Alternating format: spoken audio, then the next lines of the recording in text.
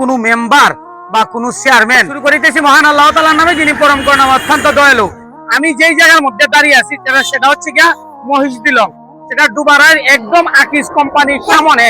যদি আপনাদের এদিকে একটু দেখাই, এই যে হচ্ছে বিশ্ব রুট, হাইওয়ে রুটের একদম পাশে যে গ্রাম আছে, সেই গ্রামে হাজারো মানুষের বসবাস। চলেন তাহলে আমরা একটু ভিতর সাইডটা জানার চেষ্টা করি।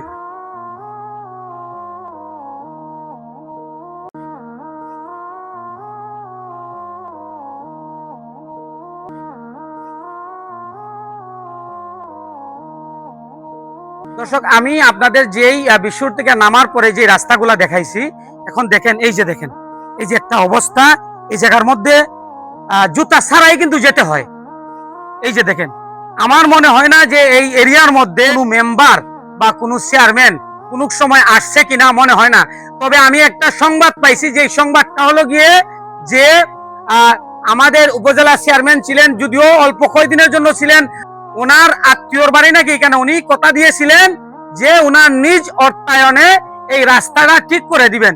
কিন্তু দুর্ভাগ্য হলেও সত্য, এখন পর্যন্ত কোনো ধরনের কোনো সুরাহা হয় নাই।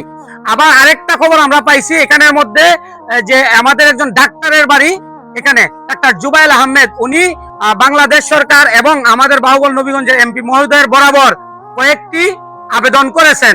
এখন যদি উনার সদয় হয়, আমি এই জন্যই ভিডিওটা ধারণ করা, যাতে খুব দ্রুত এই জায়গাটা পানি নিষ্কাশন এবং স্থায়ীভাবে সমাধানের একটা ব্যবস্থা করে দেন। সবাই এদিকে একটু নজর দিবেন।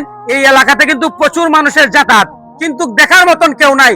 মেম্বার ভোট নেওয়ার সময় আসবেন, চেয়ারম্যান ভোট নেওয়ার সময় আসবেন, কিন্তু এখন আর আসার কোনো দরকার মনে করেন না ওনারা। এই যে দেখেন, এই যে একটা অবস্থা, এই অবস্থাতে মানুষ কিভাবে চলাচল করে। এই এলাকাতে তো অনেক মানুষ আছেন। এই যে দেখেন কিভাবে যে মানুষ চলাচল করে, নিজে দেখেন, এই যে দেখতেছেন, কিভাবে কি মানুষ চলাচল করতে পারে?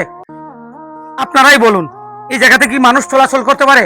আমি এখন বর্তমানে দাঁড়িয়ে আছি মহিষদিলং দুবাই আকিজ কোম্পানি, দুবাই বাজার আকিজ কোম্পানির পার্শ্ববর্তী গ্রাম মহিষদিলং। এই জায়গার মধ্যে উন্নয়নের ছোঁয়া তো লাগেই নাই, বরঞ্চ মানুষ যাতায়াত করতে তাদের পানি দিয়ে যেতে হয়, কাদার ছোঁয়া পেয়ে যেতে হয়। কিন্তু এদিকে যারা আছেন, মেম্বার চেয়ারম্যান যারা আছেন, অন্তপক্ষে মহিষদিলং গ্রামের দিকে একটু নজর দিবেন। এই রাস্তাটা খুবই দ্রুত সমাধানের ব্যবস্থা করবেন। আমি এখানে বিদায় নিচ্ছি। সবাই ভালো থাকবেন, সুস্থ থাকবেন, সমাজের সাথে থাকবেন। আল্লাহ হাফেজ।